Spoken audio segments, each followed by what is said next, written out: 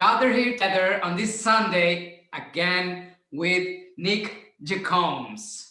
For the ones that already met him 2 days ago, well, Nick needs no introduction. He's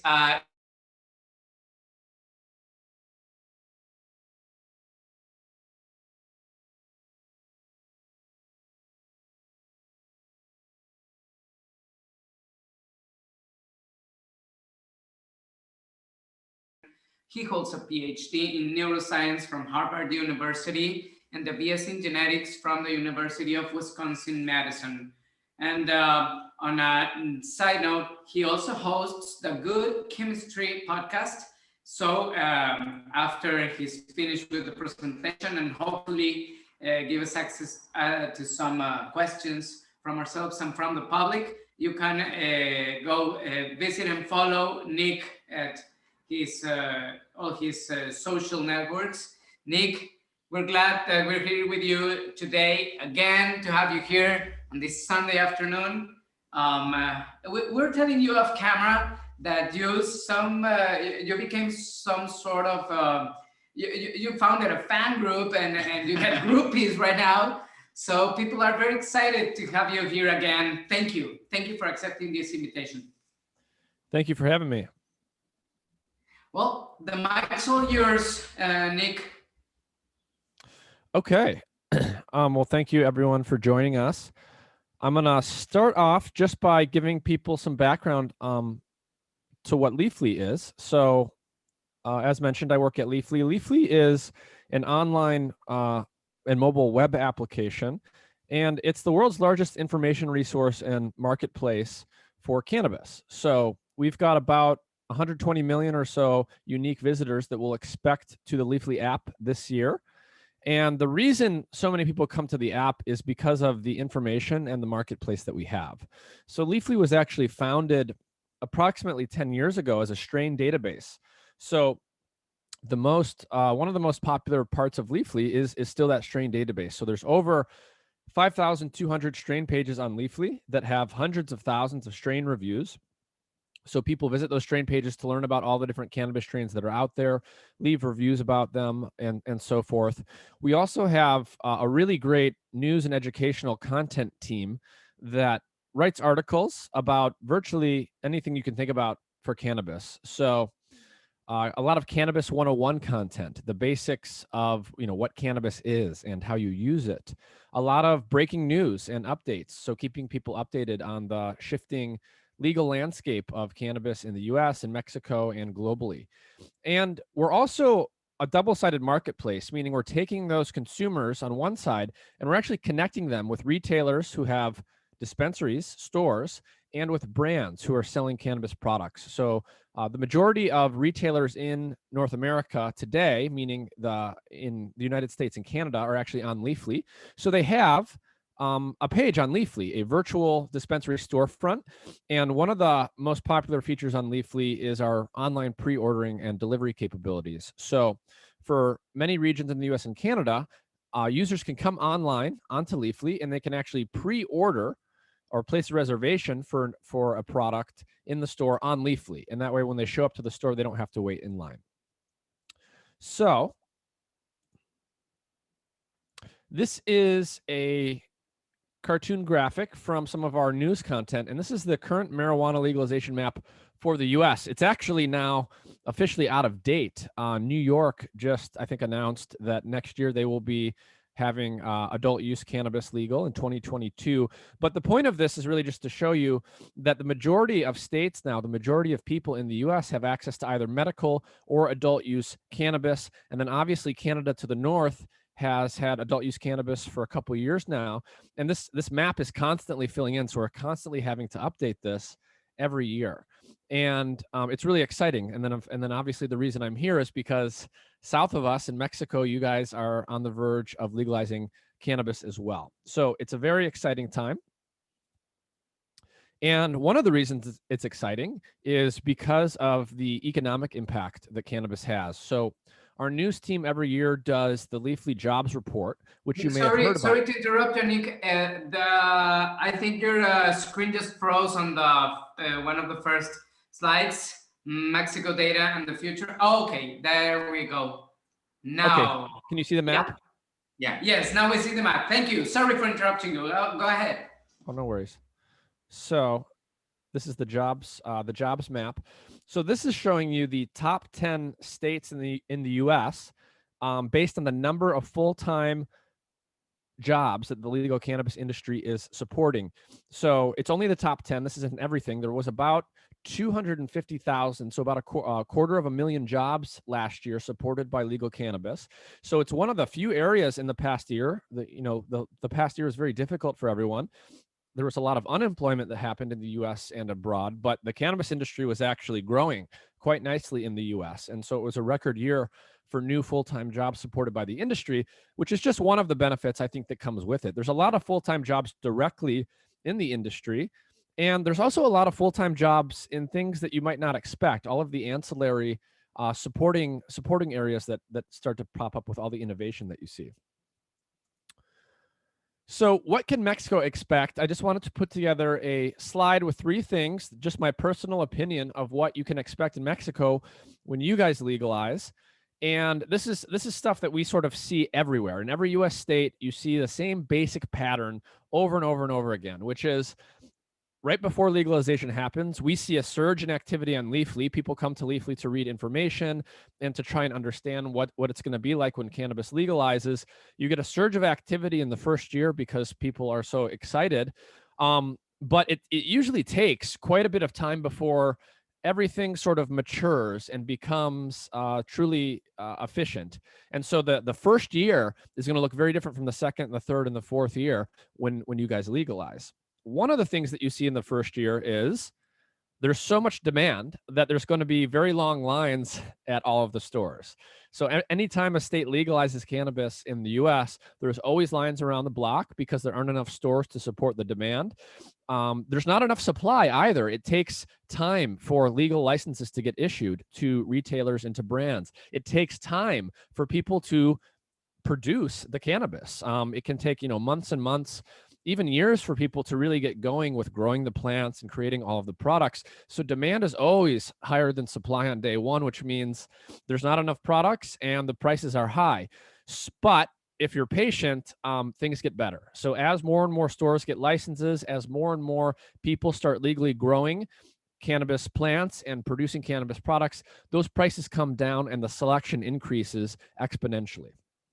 So year 1, year 2, year 3, you're going to see a drastic drop in prices and an increase in the amount of and the diversity of selection that's out there.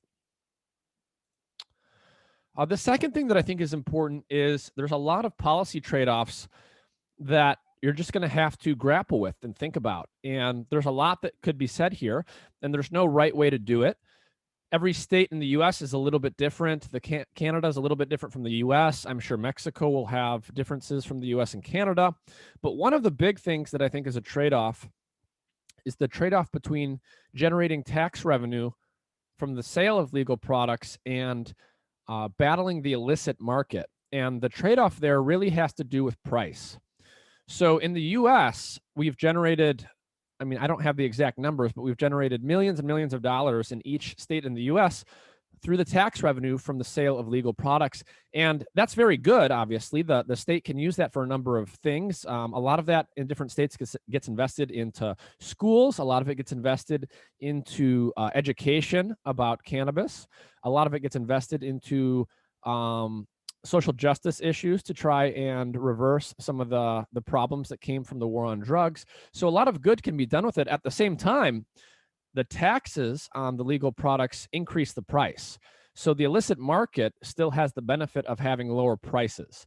And so there's a real trade-off there. The higher the taxes are, the higher the prices are, and the more attractive the cannabis in the illicit market is.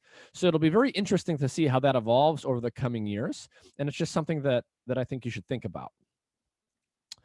And the last thing is really an overall piece of advice, as I alluded, just to be patient. The laws are going to evolve even after you guys legalize. That happens everywhere. It's going to take time for those stores to open and for the industry to really get going and mature. And in the first month, everybody's going to sell out of all the products because there's not enough product to meet the demand.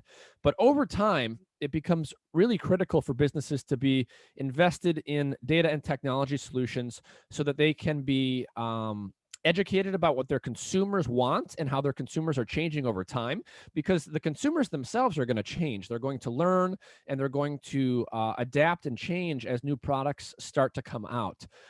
You have to use data to be competitive, to understand what your competitors are doing and really stay ahead of the curve. And you have to use technology to streamline your operations and become very efficient in how quickly and effectively you're offering different solutions to your customers. And that really, really becomes apparent as you go from year 1 to year 2 and year 3, and the industry matures and more stores and brands start to pop up.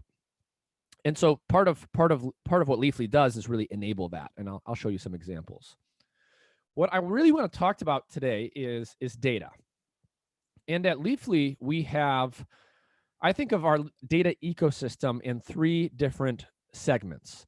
So one of them is what I call the demand side. And so that's all of the data that we have and we collect from our consumer audience. So we've got, again, about 120 million people that'll be using the Leafly platform this year. And so we have a lot of rich data about what they're clicking on, what they're searching for, what they're reading about, what they're ordering online.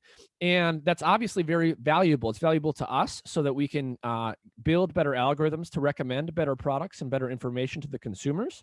It's very valuable to the stores and the brands on the Leafly platform because we can learn a lot about those customers and help bring them to those stores.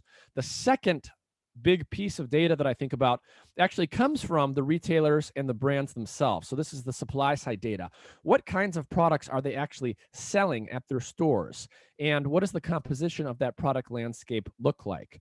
As you can imagine, that also changes over time as new types of strains get made, as new types of products and form factors get innovated. That's constantly changing and constantly interacting with the demand side, with the consumers.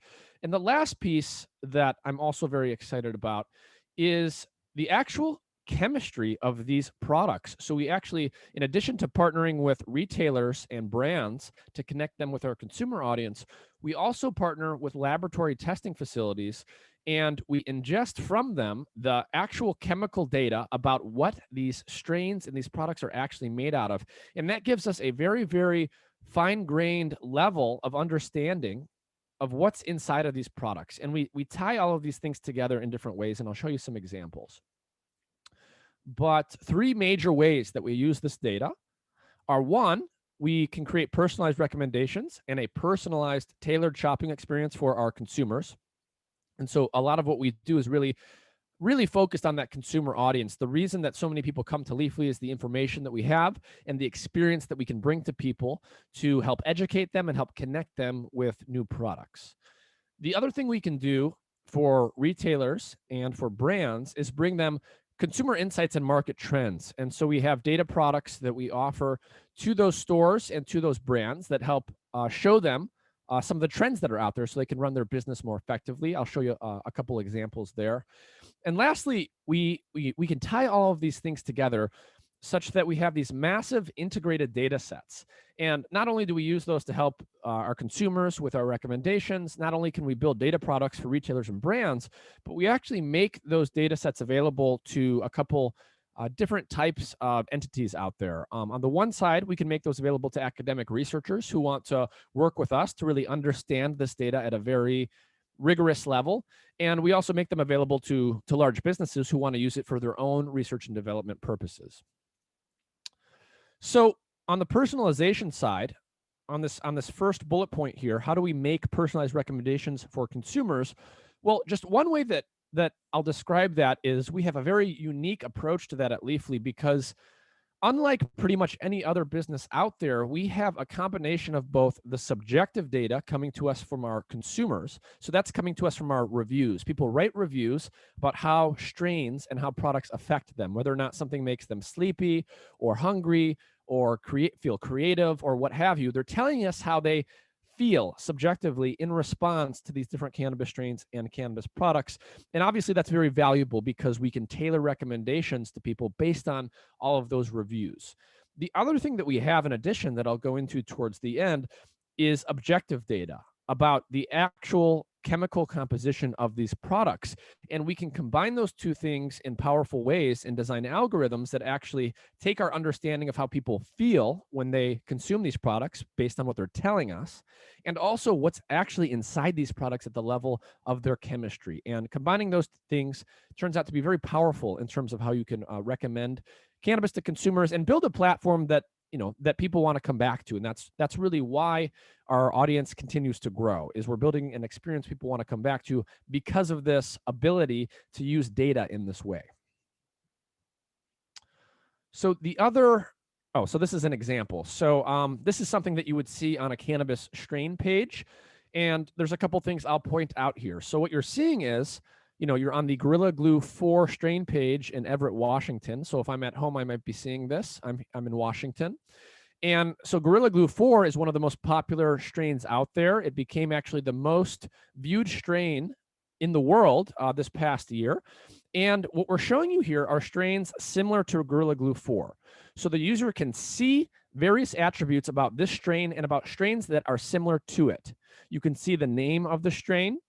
You can see what kinds of products, whether they're flower, pre-roll, concentrates, or what have you, that might be available nearby to you. You can see what type of cannabis strain it is. You can see the average THC composition. You can see information about other cannabinoids and the terpene profile, as well as the top reported effect for that strain. And so just like you can go on to Amazon or any other e-commerce platform, we're giving users the ability to compare and contrast these strains so they can find the best one for them. And so that's really a lot of what we do using this data. So the second thing here are the consumer insights and trends that we can make available to retailers and brands so that they can do a more efficient job at running their business operations and also more effectively connect with the right consumers, because with 120 million people on the platform, that's a lot of people, and the volume is important. But what's arguably more important is actually connecting the right retailer with the right person, because there's so many different types of people in terms of their demographic features and in terms of the type of cannabis they're looking for. And it's really not one size fits all. Different consumers have different needs that you need to think about. And so we offer something called Leafly Insights, which is just a relatively simple digital product that's really effective at doing the following things. One is it shows retailers and brands what strains are trending in their area, and that's important, and I'll come back to that. We see a lot of heterogeneity and dynamism in this industry, meaning that the strains and the products that are trending in California are going to be different from the ones trending in Mexico or Canada or on the East Coast of the United States. And those things change every month and every year. So the strains that are trending the most today are different from the ones that were trending last year. And so we build some insights, some products into this insights feature that show people what those trending strains and trending products are in their area. Competitive analysis and price comparison. That's another important thing. This is, very obvious as a retail business and as a brand selling products. You want to be very aware and very up to date about what your competitors are doing and how your prices compare to other stores and other brands that are out there. And believe it or not, people still do this in a very old-fashioned way, I might say. So they, a lot of stores will send their employees to do secret shopping at other stores and physically write down products. So what we do is we just make that job easier. We just show you how your products compare in price to other products in your area, whether or not your prices are higher and lower to the average for different products in your area. And it really just allows you to do that competitive business operations analytics work right from the comfort of your office on your computer. And lastly, we help you find in-demand products, by understanding the prices out there, by understanding the trends that are out there among the consumers. We can point you very clearly to what's trending in your area and make suggestions to your business about the products that you might want to sell that you aren't selling, or the products that you might have that are perhaps not selling as fast as other products that are out there. So that's really business analytics products. What I want to do is just show you some examples of some of the simple trends that we look at. So what I did was I pulled some data from February of this year for Mexico to give people a sense for what consumers in Mexico are looking at. So to start out with, I just wanted to show you the top 10 strains that were viewed on Leafly from users in Mexico. And I also pulled yesterday a couple numbers on Mexico. And so it looked like for the web products, meaning leafly.com, in the last year, we had, I think, about 1.5 million unique visitors from Mexico. From the application, I'm not sure. But there would be additional users using our native apps, which are free to download on your cell phone. So, we have millions of people in Mexico using the Leafly app today. And what I can tell you is we tend to have quite a large surge in the month before and the month after legalization. So in the off the top of my head, every time that a new state legalizes cannabis in the US, there's always a surge in that month leading up to legalization. And we tend to see a 20, a 30, even a 50% increase in the users as that happens. And so these are the top 10 most viewed strains in Mexico. And there's a couple things that jump out here to me as someone who's familiar with the same data in the United States. So the first is you see strains in Mexico that are popular that are also popular in the US and globally. So Original Glue, Blue Dream, Gelato, OG Kush. These are sort of classic cannabis strains that are popular everywhere. And you see that they're popular in Mexico as well. However, this list is not identical to the same list from the United States. There's actually some strains on here that you don't see in the top 10 in the US.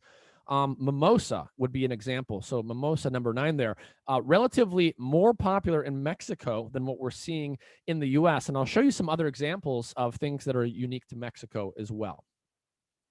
So this is these are just the top 10 strains. To summarize, this is based on people looking at the strain pages, and all of this information we make available to our retail and brand partners on Leafly. So if you're on Leafly to have a virtual storefront or to have a brand page, you have access to this information and other information.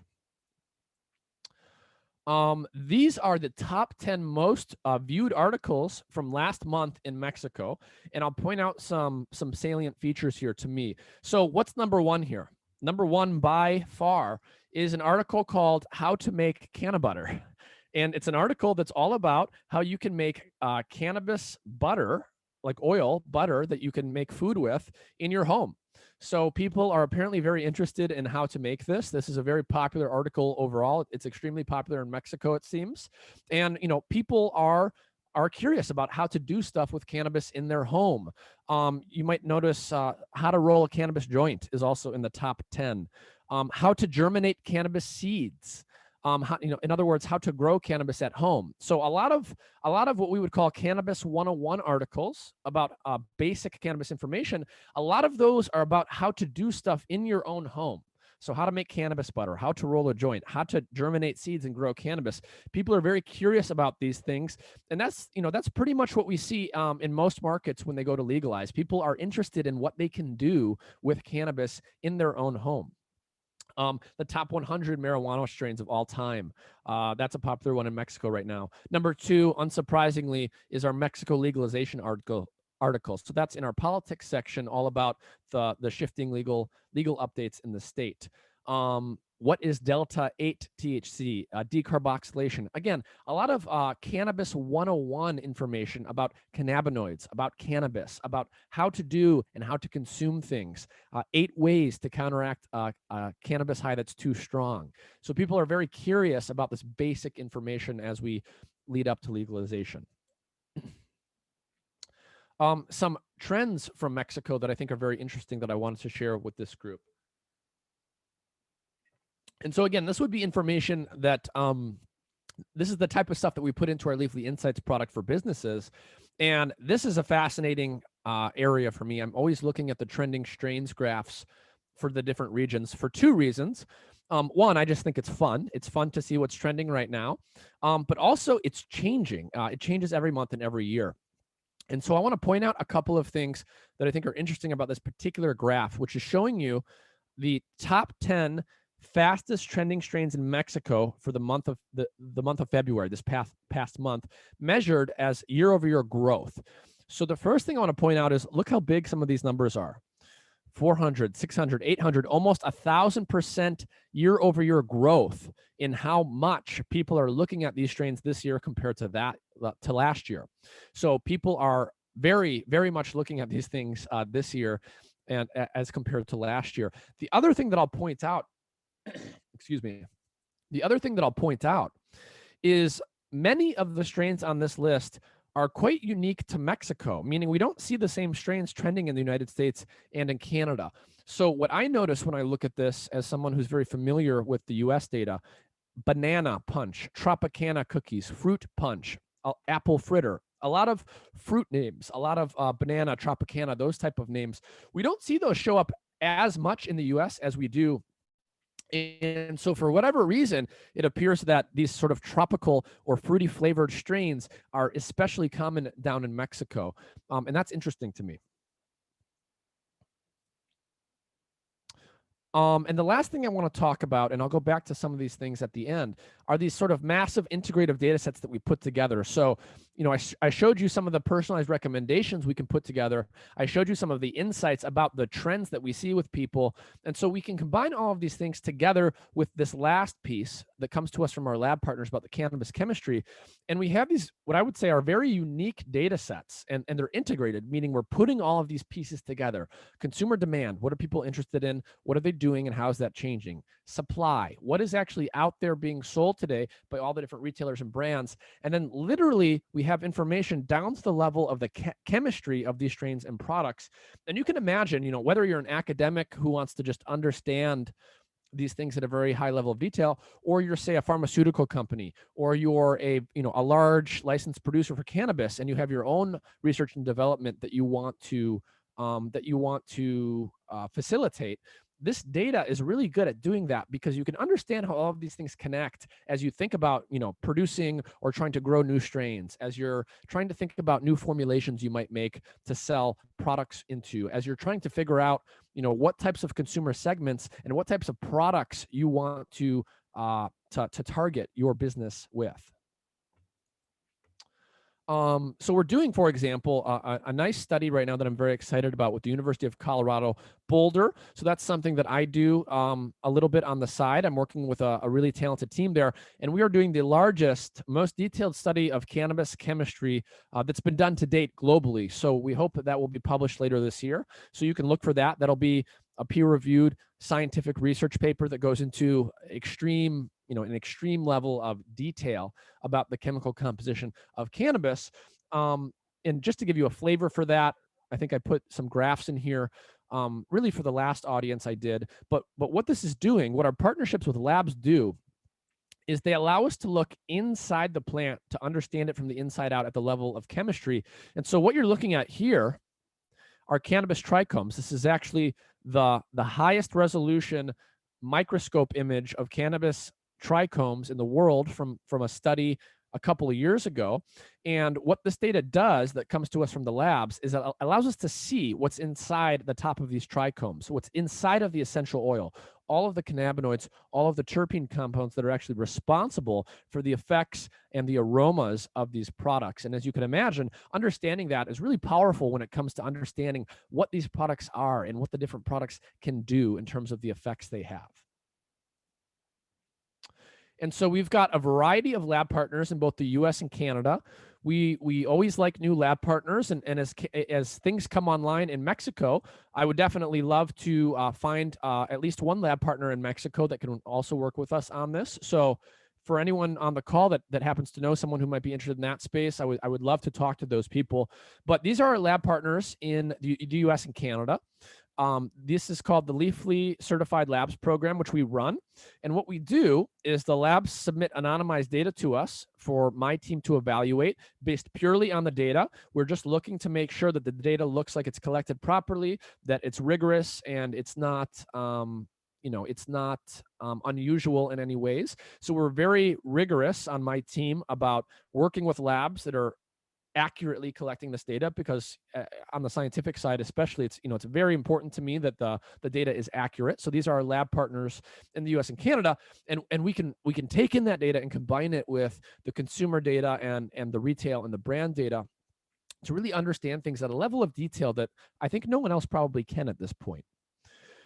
So I'm not going to dwell on the hardcore data too much, but just to give you a sense here, right? We've got all of the measurements for cannabis flower products and other products in all of these places.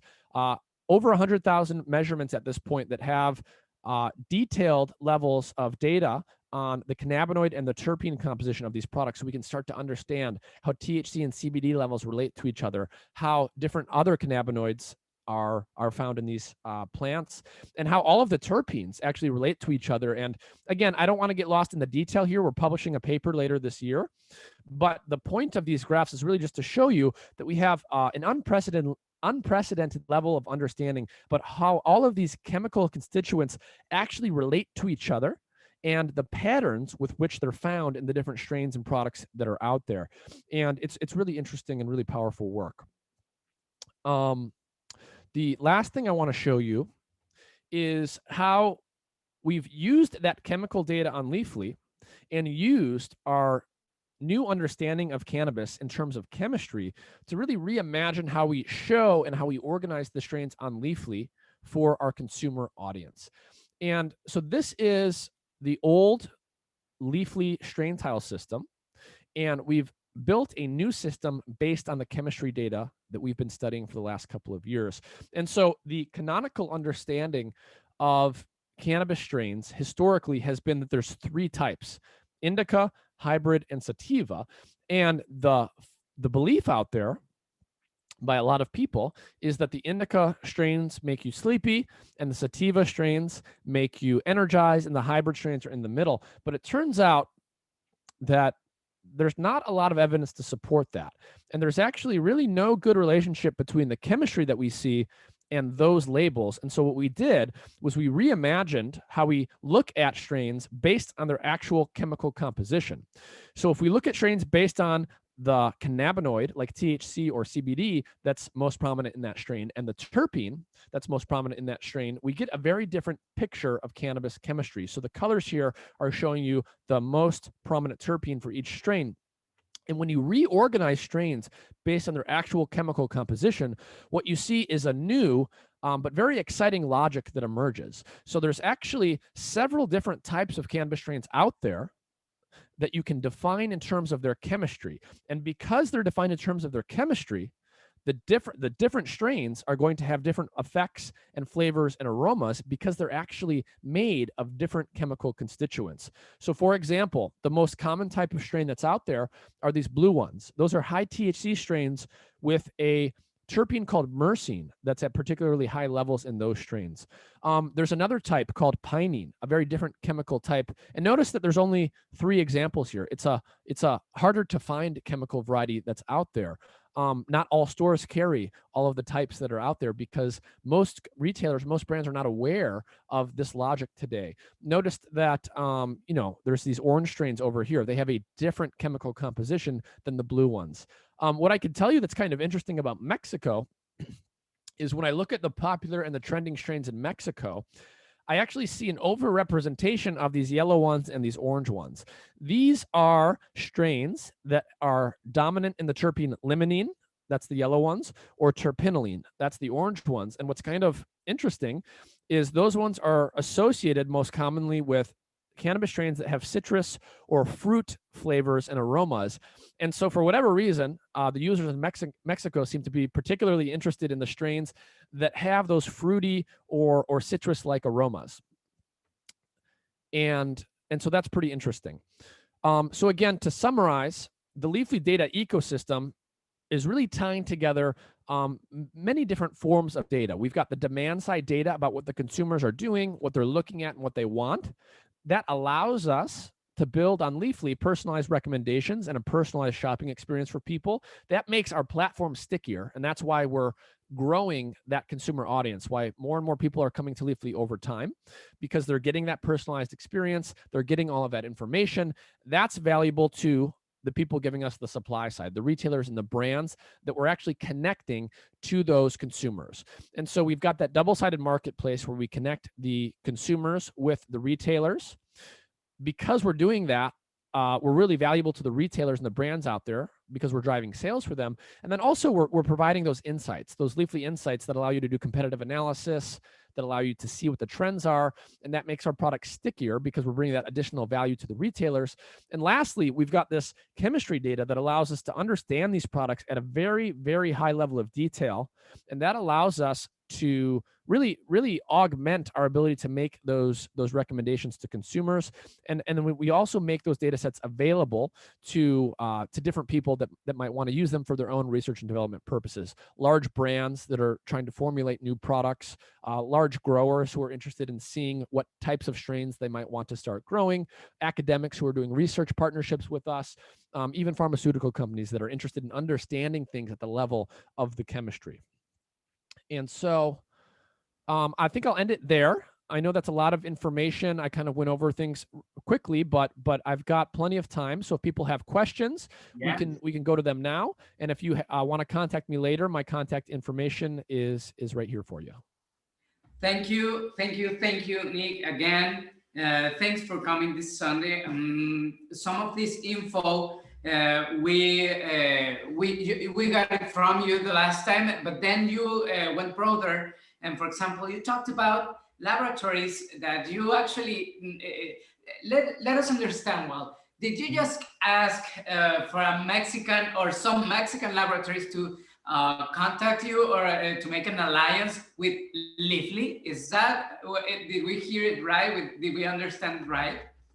Yes. So the way that would work is once the labs are up and running and they're actually collecting data, there is an application process that we go through. But the answer to your question is yes. I would love to talk to labs from Mexico so that we can actually see what's in that data from Mexico and how it compares to the US. And the way that works is there's an application process. So once the labs are actually collecting data and doing the measurements, they send into me, and I have documents that I can share with people that go into detail about how exactly that works. But they share anonymized data. My team then evaluates that data, and we give the lab a full report back, different charts and graphs and different analysis that we do. And then depending on how many labs are going to be in Mexico, Mexico is a pretty big country. I would want to find at least one lab partner in Mexico. Given the size of the country, probably a couple, just because the country is so big. But yes, anyone who's running a lab or knows someone who's running a lab, they would contact me and we would go through that process together. Okay, so folks, the new rules in Mexico just opened the possibility for labs to get accredited and certified as cannabis labs, so to speak. So there's a big chance here to work with one of the giant industries. So take note on that. And Nick, there are a few more questions. This one's in regard with Leafly, for example. Philip Green wants to know, where can we find more information about Leafly's business services for the new Mexican market? Are there any specific requirements, or do you still have a process, or are you not in Mexico yet for these services? What can we expect? Yes, a good question. So we're not in Mexico yet, although we definitely hope to be in Mexico as soon as we can. So on the retail and brand side, if you're going to be running a store or building a brand, there is a place on Leafly you can go to get a sense for what to expect. And let me pull it up on my app so I get it right here. It's called Leafly Biz, B-I-Z. So we do have a business portal that will have that information on it. Let me find the link here. I think it's leafly.com/biz, B-I-Z. And that will give you a sense for the business services that we offer to our retail and brand partners. And that would be exactly what we intend to do in Mexico as soon as we get up and running down there. Thanks, Nick. There's another question, one that we left unanswered in the last session. Maybe you've had the chance to research the number, I don't know, but it's in regards to how many Mexican users. I mean, you have 120 million users in the unique users at Leafly, how many of those, or what's a round number of Mexican users at Leafly? Yeah, I can give you an approximate number. So I know that last year we had about 1.5 million, approximately 1.5 million unique users in Mexico for Leafly.com. And so the number would be bigger than that because there's also going to be people using the app. I don't have those numbers. I wasn't able to pull those numbers this weekend, but it's in the millions. I would estimate with the app you're probably talking over 2 million, and I would expect that number to go up quite a bit when legalization happens. There's always that surge that I mentioned right around the time of legalization, and so I would expect that to happen in Mexico as well. Okay, so Nick, you answered this question the last time, but I'm going to formulate for you again because there's still some people who haven't heard this answer. So how does Leafly collect Mexican product data? Is that even possible? Is there a Mexican product data, or does information that Leafly have on Mexican markets is in regards to the strains that you already have on your database? Good question. So the answer to the question is we don't have much product data from Mexico yet because we just don't, we don't have stores and brands in Mexico that are partnering with us yet. As that starts to happen, we collect that product specific data from those particular brands and those particular retailers. But the second part of the question is yes. So the data we have today has to do with what the users in Mexico are doing, what they're looking at, searching for, and what they've done on our existing strain database. So one of the things that's sort of convenient about Leafly is we can be present in every market before the markets actually open up, right? So even though we're still waiting for Mexico to legalize, we're still waiting for stores to open and all of that stuff to happen, we're sort of already there because the users are coming onto Leafly and reviewing the strains that they might already be using. And so we do have, we do have those reviews and that user behavior activity from Mexican users. And then as soon as those stores and brands come online, that'll become more and more specific at the product level. And this is a question in regards to what we can do as right now in Mexico. Will Leafly incorporate some sort of database, not only for specific strains or products in the dispensaries, but also in pharmacies, some sort of medical supply or database that can be looked up upon? Are you planning on setting up those alliances with pharmacies and drugstores here in Mexico? Is that in the scope? That's a good question. I think it's definitely a possibility. What I would say there is for pharmacies and for the medical cannabis sector, I think the best way that we would partner with someone like that is to really think about the strains and the products using that chemistry data. You can imagine that, a pharmacist, a doctor, a medical patient is going to be much more interested in getting more detail about the chemical composition of these things compared to the recreational consumer. And so I think there are probably opportunities for us to work with those individuals. And then, that also is another reason why it'll be important for us to find a laboratory partner in Mexico, because today we can show you information about the chemical composition of strains that you can expect based on our aggregated data set. But ultimately, we'll want to be able to do that using the chemistry data that's actually, specific to products in Mexico. And I think that would be, that would definitely be very valuable to pharmacists and doctors. And so that's what I would look at there. Thank you. Thank you so much, Nick. We've arrived. Unfortunately, we've run out of time. There's still some questions. Guys, why don't you let them come in? We'll save the chat and we'll send them to you by email if by any chance you have some time, free time in between meetings or something. You'd be great. I suggest something better. Follow him. Follow him. And in any social networks and ask him directly. Thank you, Nick. Yeah, just ask me on Twitter or LinkedIn. Great.